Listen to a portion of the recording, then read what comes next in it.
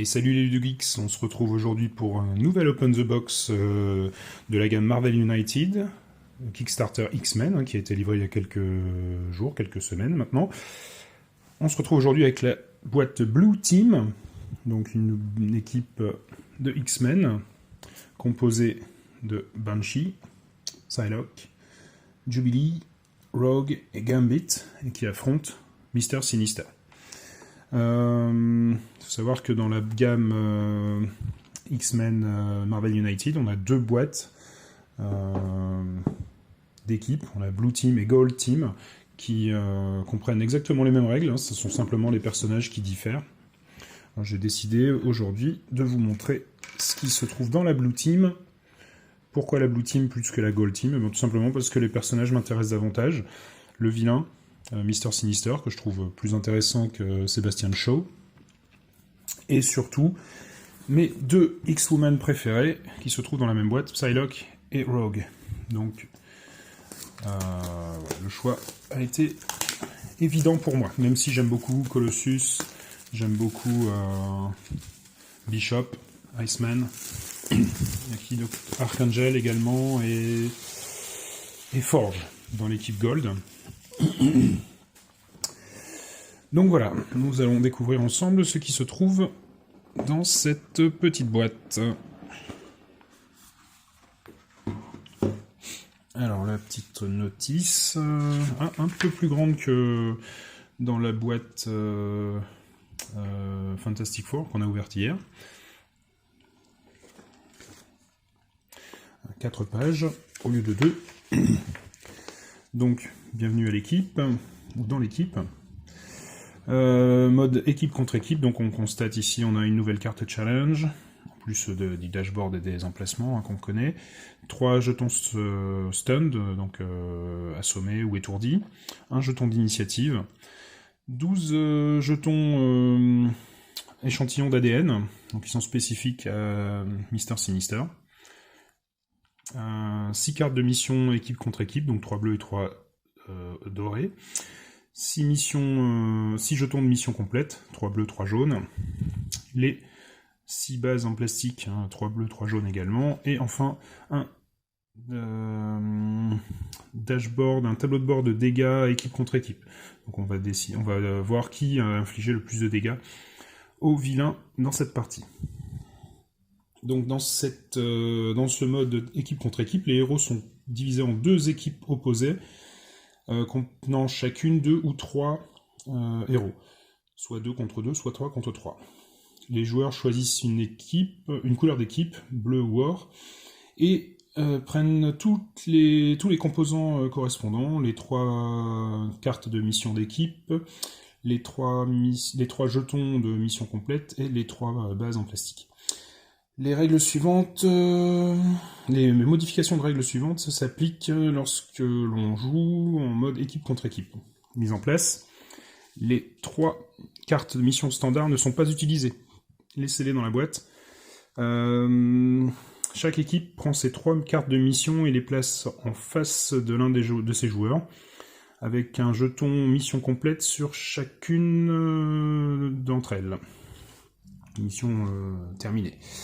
Placez le tableau de bord de dégâts en bas du guide de mission où se trouvent les 3 cartes de mission standard en temps normal. Lancez le jeton d'initiative et placez-le au centre du tableau de bord de dégâts. La couleur visible indique l'équipe qui a l'initiative. Alors, numéro 2, la santé du vilain est toujours fixée au maximum, comme dans une partie à 4 héros. Le placement des cartes menaces est retardé jusqu'à l'étape 7. L'équipe qui a l'initiative commence à 2 emplacements du vilain dans le sens contraire des aiguilles d'une montre.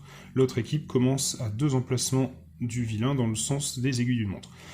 En commençant par l'équipe qui a l'initiative et en alternant à chaque fois, chaque joueur choisit un héros et place sa sa figurine dans l'emplacement de départ en mettant bien sa base de couleurs. À moins que la mise en place spéciale du vilain n'indique un placement spécifique, l'équipe qui a l'initiative choisit l'une des cartes menaces et la place dans son emplacement de départ. Ensuite, l'autre équipe fait la même chose. Mélangez les cartes de menace restantes et placez-les aléatoirement dans les autres emplacements. On a un petit schéma qui nous indique la marche à suivre. Alors, victoire et défaite. Une équipe gagne si le vilain est vaincu. Lorsque le vilain est vaincu, ils ont infligé plus de dégâts à ce vilain que l'autre équipe. Pour être en mesure d'infliger des dégâts au vilain, une équipe doit d'abord compléter au moins 2 de ses 3 missions d'équipe. En cas d'égalité, l'équipe gagnante est celle qui a infligé le dernier dégât au vilain. Les 2 équipes perdent si le vilain complète son plan machiavélique en suivant les conditions standards du jeu. Tour du vilain. Au début de chaque tour de vilain, retournez le jeton d'initiative. Cela signifie qu'une équipe aura l'initiative durant la mise en place, puis le jeton sera retourné au début du tour du vilain qui démarre la partie pour que l'autre équipe ait l'initiative au début de la partie. Le vilain joue toujours une carte Master Plan à chacun de ses tours entre les storylines de chaque équipe. À voir sur la droite. On voit ici, hop, 2 storylines, une bleue, une jaune, et une carte de vilain qui vient s'incruster entre deux.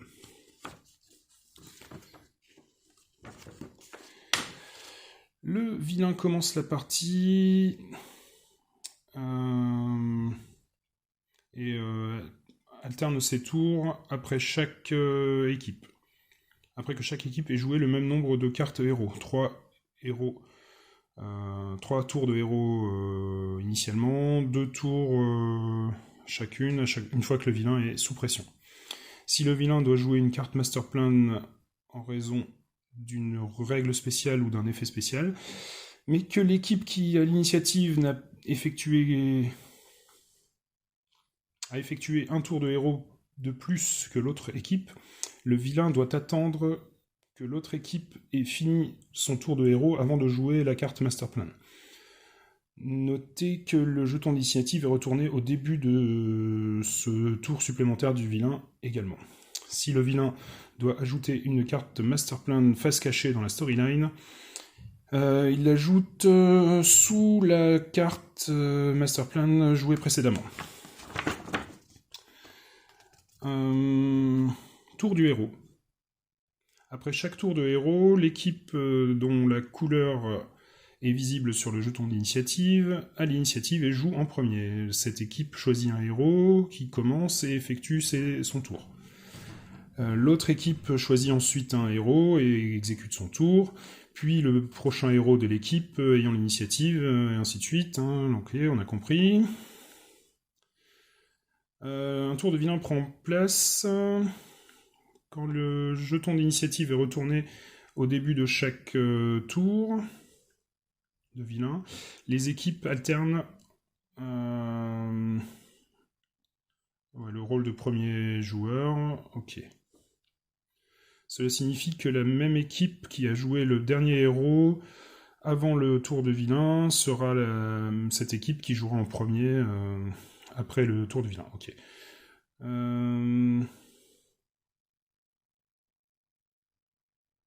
Cependant, le héros sera toujours le prochain dans l'ordre, ce qui ne peut pas être altéré. Donc les héros jouent quand même toujours dans le même ordre au sein d'une équipe.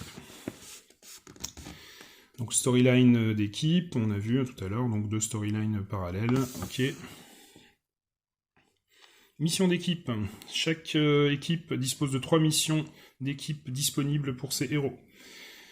Elles peuvent être complétées dans n'importe quel ordre. Une fois que tous les emplacements d'une mission d'équipe sont remplis, la mission est complétée.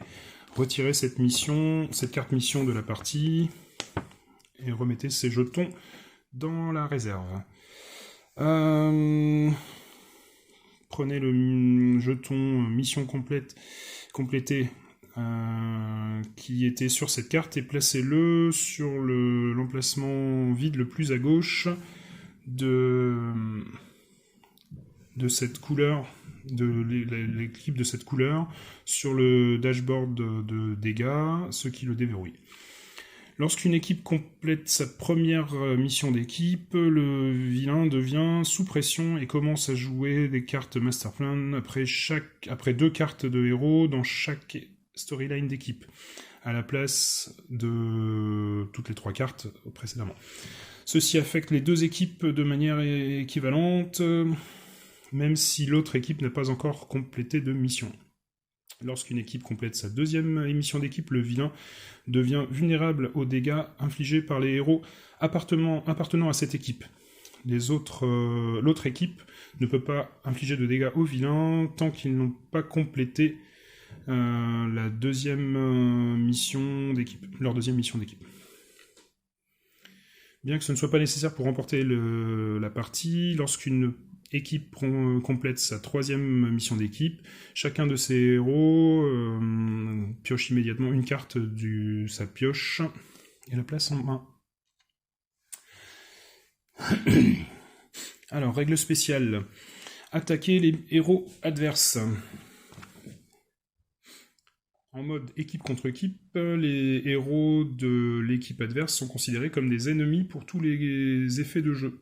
Cela signifie qu'un héros peut utiliser une attaque pour infliger un dégât à un héros de l'équipe adverse, l'obligeant à se défausser d'une carte. Cependant, si une attaque devait infliger un KO au héros opposé, la dernière carte n'est pas défaussée. Les héros ne peuvent jamais utiliser une attaque ou un effet pour mettre KO un héros de l'équipe opposée. Ouais, ça reste des héros. Attaquer le vilain. À chaque fois qu'un héros inflige des dégâts au vilain, retirez les jetons santé du tableau de bord du vilain et placez-les sur la zone correspondante à l'équipe de ce héros sur le tableau de bord de dégâts. Lorsque le vilain est vaincu, l'équipe qui a accumulé le plus de jetons de santé de son côté est vainqueur. En cas d'ex-aequo, l'équipe gagnante est celle qui a infligé le dernier dégât au vilain. Ok, donc overkill, donc je sais pas comment on pourrait traduire ça par surtuer.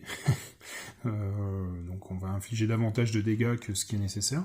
Donc il est possible pour une attaque mortelle puissante portée au vilain de transformer une défaite certaine en une victoire. Si un héros inflige plus de dégâts au vilain que le nombre de jetons de santé qui lui reste, en plus de placer les jetons restants du vilain sur le dashboard de dégâts du côté correspondant à l'équipe, ajoutez autant de jetons de santé de la réserve que le nombre de dégâts excédentaires et ajoutez-les au dashboard de dégâts également. Donc voilà. Priorité d'effets. Les effets qui ne s'appliquent pas équitablement à tous les héros sont d'abord appliqués aux héros de l'équipe qui a l'initiative. Donc c'est un vilain résout un effet BAM qui inflige 2 dégâts à un héros dans l'emplacement du vilain, mais dans cet emplacement il y a 2 héros de l'équipe Gold et un héros de l'équipe Blue. L'équipe Gold a l'initiative, donc un de ces 2 héros subit les 2 dégâts. Les joueurs de l'équipe Gold choisissent. Si l'équipe Blue avait eu l'initiative, alors le héros appartenant à l'équipe Bleu aurait dû subir les 2 dégâts. Si c'est un effet qui inflige des dégâts à chaque héros, dans la zone du vilain et les zones adjacentes, tous les héros dans ces emplacements subissent les dégâts, indépendamment de l'équipe à laquelle ils appartiennent ou de qui a l'initiative. Si on doit, en cas d'égalité, lors d'événements ou d'effets, l'équipe qui n'a pas l'initiative décide comment les effets doivent être résolus. Effets spéciaux et effets d'emplacement. Les effets spéciaux et d'emplacement qui font référence aux héros ou à d'autres héros s'appliquent à tous les héros dans le jeu, pas seulement à ceux de l'équipe du joueur. Par exemple, Gambit joue sa carte Master Thief, maître voleur. Il gagne un jeton bonus, Joker, et prend un jeton d'action de son choix à chaque autre héros, que ce soit ses partenaires ou ses adversaires.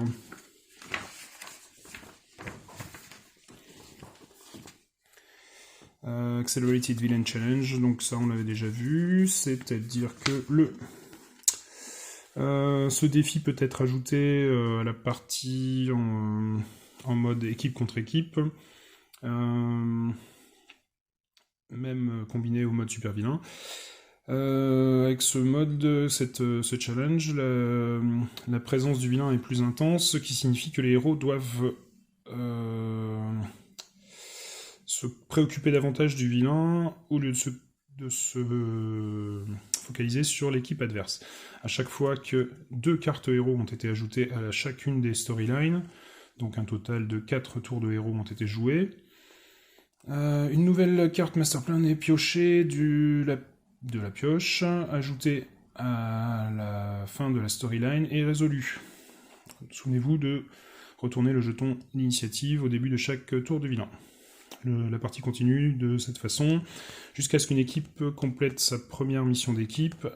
À ce moment-là, le vilain devient sous pression et commence à ajouter une carte Masterplan à la storyline après chaque carte de héros jouée dans chaque équipe. Donc une carte par équipe et hop, de nouveau le vilain. Si un effet entraîne l'accélération du tour du vilain ou son ralentissement, ceci s'applique en priorité sur le tour de base établi par le challenge Accelerated Villain. Ok. Règle de compatibilité spéciale. Super Villain Mode. Lorsqu'on combine les modes équipe contre équipe et Super Villain, présentés dans Marvel United X-Men boîte de base, appliquez les changements suivants à la mise en place. Les vilains choisissent leur emplacement de départ. Les héros ne piochent pas de cartes super-héros. Les héros ne prennent pas non plus les actions de départ indiquées à l'arrière du tableau de bord du vilain. Lorsqu'ils utilisent le défi accélération du vilain, chaque équipe pioche 4 cartes super-héros et choisit une pour chacun de ses héros, et défausse le reste. Les héros ne prennent toujours pas les jetons d'action indiqués à l'arrière du dashboard. Ok.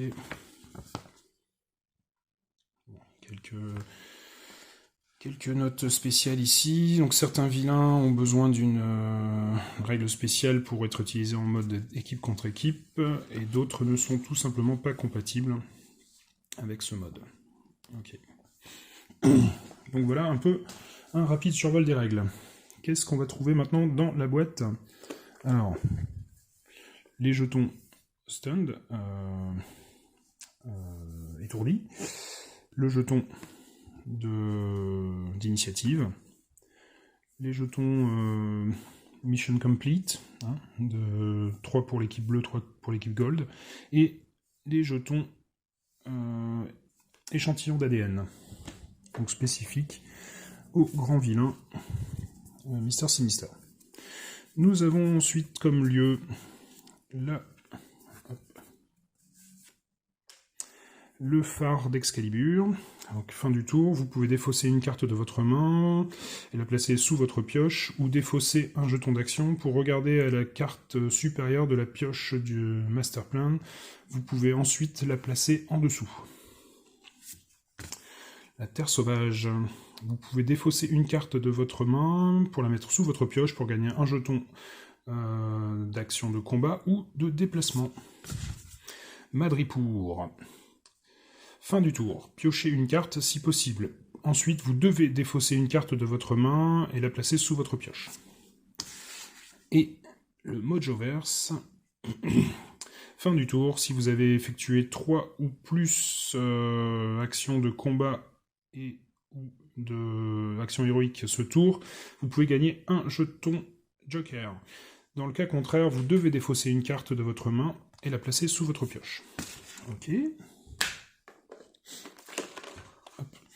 Le dashboard d'équipe, hein, donc avec les dégâts infligés par l'équipe Blue et les dégâts infligés par l'équipe Gold, les différentes missions qui ont été remplies par les équipes, le dashboard de Mister Sinister avec une mise en place spéciale, distribuer 12 jetons échantillons d'ADN équitablement entre les héros.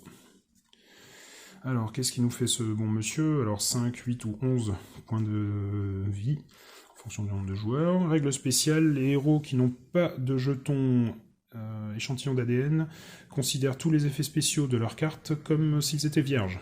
Donc, impossible d'utiliser les pouvoirs spéciaux. Bam, déplacer chaque héros, rapprocher chaque héros d'un lieu en direction de Mister Sinister. Prenez ensuite un jeton échantillon d'ADN d'un héros qui se trouve dans son lieu, donc dans le lieu de Mister Sinister. Mouvement de foule. Si un ou plusieurs jetons civils ou malfrats ne peuvent être ajoutés à un emplacement, prenez un jeton ADN d'un héros qui s'y trouve. Donc il se trouve dans un emplacement où on ne peut pas ajouter de jetons. Et enfin, le complot. Les héros perdent immédiatement si Mister Sinister a collecté 9 jetons échantillons d'ADN. Ok. Hop. Alors, les cartes.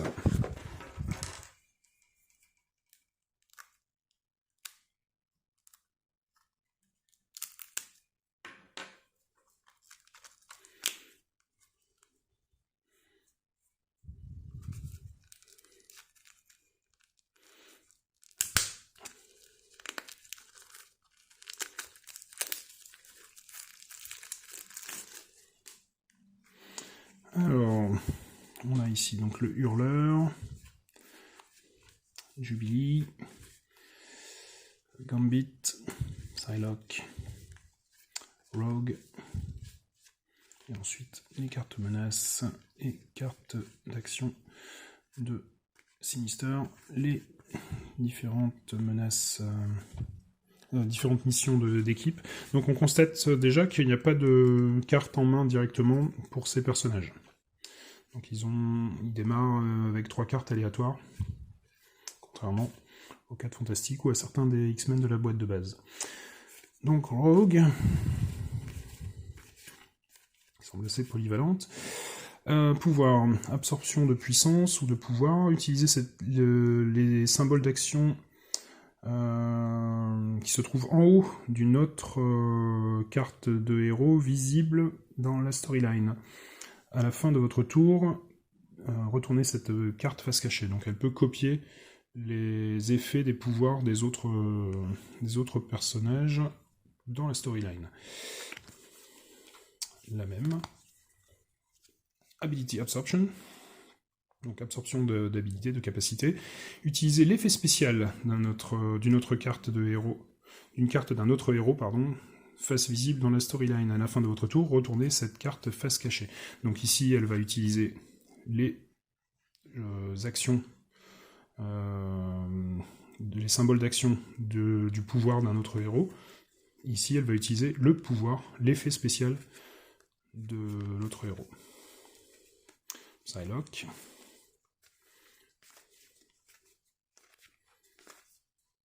Alors, Psionic Blast. Donnez un jeton assommé à un vilain ou à un homme de main dans votre emplacement. Au prochain tour du vilain, son BAM est annulé et le jeton est défaussé. Même. Télépathie. Inverser la carte de héros précédente dans la storyline avec n'importe quelle autre carte de héros de la storyline, donc le même pouvoir que Jean Grey dans la boîte de base. Ça peut être très intéressant d'ailleurs. et la même. Nous avons ensuite Gambit.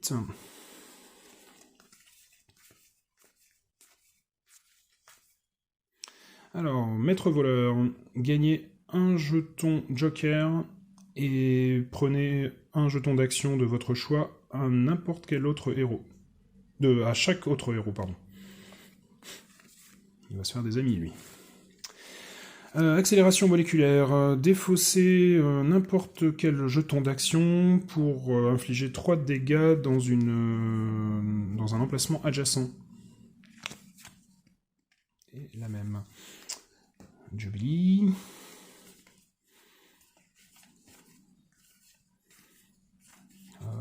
Ok. Bouclier psionique. Ignorez les effets directs du prochain BAM du vilain qui vous affecterait. Cela peut toujours affecter les autres héros. Il faut voir si c'est le prochain qui l'affecte, quel que soit le tour de jeu, c'est-à-dire si je joue cette carte au 3e tour et que le prochain BAM qui m'affecte n'intervient qu'au 5e ou 6e tour, est-ce que ça fonctionne? Ou est-ce que c'est simplement le prochain BAM? Je sais pas. Explosive Light Blast, donc éclair de lumière explosif. Infliger un dégât contre jusqu'à 3 cibles différentes dans votre emplacement. Ok, et la même à nouveau. Et Banshee, donc le mal-aimé, hein, qui n'est même pas sur la boîte. Oups. Hop, beaucoup de déplacements. Nous avons ici Stunning Waves, les vagues étourdissantes. Donnez un jeton étourdi à un vilain ou à un homme de main dans votre emplacement. Au prochain tour du vilain, son BAM est annulé et le jeton est défaussé, donc comme tout à l'heure avec le pouvoir de Psylocke. Et Sonic Blast, 2 dégâts dans un lieu adjacent. Ok. Donc voilà pour nos héros. Hop, on va faire un petit tour du côté des cartes défi. Donc le défi vilain accéléré, hein, on joue toutes les 2 cartes de héros de chaque équipe au lieu de 3. Les cartes de mission, donc pour l'équipe bleue, vaincre 5 bandits, 5 thugs, rescue 5 civilians, donc sauver 5 civils, et remplir, comment dire, 2 menaces. La même chose pour les jaunes. Et on a ensuite les cartes d'action de Mr. Sinister. Donc il va nous rajouter des vilains et des civils. Bam, bam, bam. Beaucoup de bam. Ah, là, il n'y a pas de bam. Encore un bam. Encore un bam. Et on a 2 pouvoirs spéciaux ici, donc 2 textes.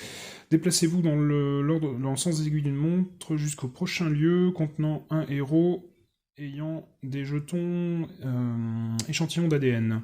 Et généticien génie, ou génie de la génétique, prenez un échantillon d'ADN de chaque héros se trouvant dans le lieu de Mr. Sinister. Là, c'est la même. Ici, on n'a aucun déplacement, un BAM, on a maître manipulateur. Tous les héros ayant 2 cartes ou plus en main doivent défausser leurs mains.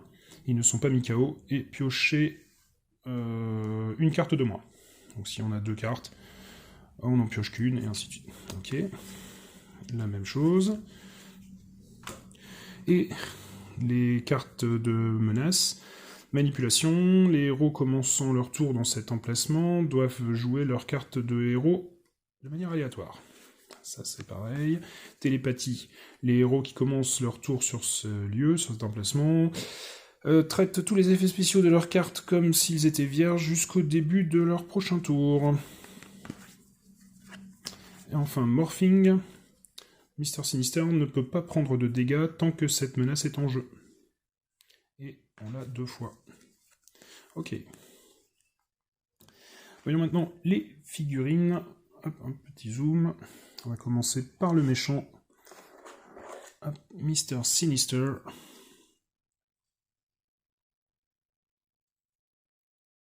Voilà.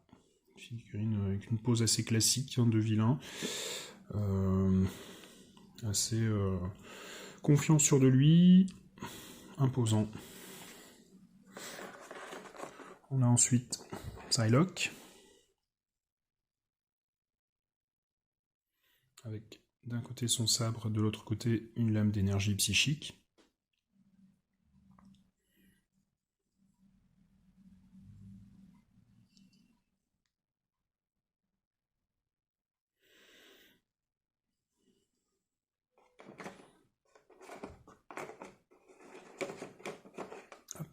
On a Jubilee ensuite,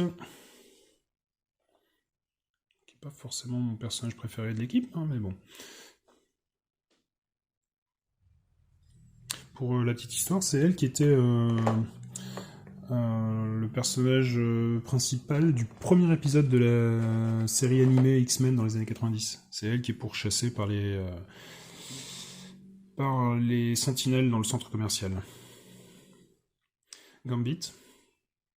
Donc, je suis pas fan de Gambit en tant que personnage. J'ai peur qu'il soit un peu trop puissant dans le jeu avec ses 3 attaques. Par contre, j'aime beaucoup la figurine.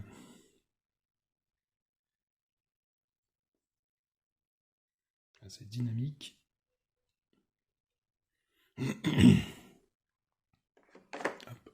Nous avons ici ma petite préférée, Malicia, ou Rogue. La figurine est sympathique, mais à première vue, comme ça, elle me fait penser à America Chavez dans les bonus de la saison 1. Bon, une fois peinte, ça devrait estomper cet effet. Hein. Hop. Et Banshee, le hurleur.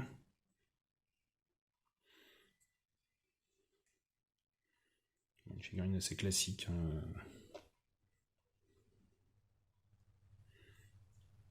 Ok.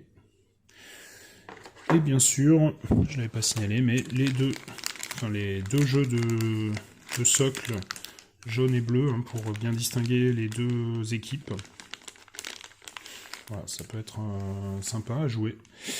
Voilà, donc ainsi se termine cette présentation un peu plus longue que d'habitude de cette extension Blue Team pour Marvel United. J'espère que ça vous a plu. Je vais certainement essayer ça cet après-midi. N'hésitez pas à me dire en commentaire si vous avez joué, si vous connaissez un petit peu, si vous avez apprécié ces règles. Si j'ai dit des bêtises dans ma traduction un peu rapide, parce que j'ai découvert les cartes et les règles en même temps que vous, hein, donc n'hésitez pas à me le dire en commentaire. Et puis on se retrouve très vite pour une nouvelle vidéo. En attendant, jouez bien, prenez soin de vous, et à bientôt sur Geek & Games.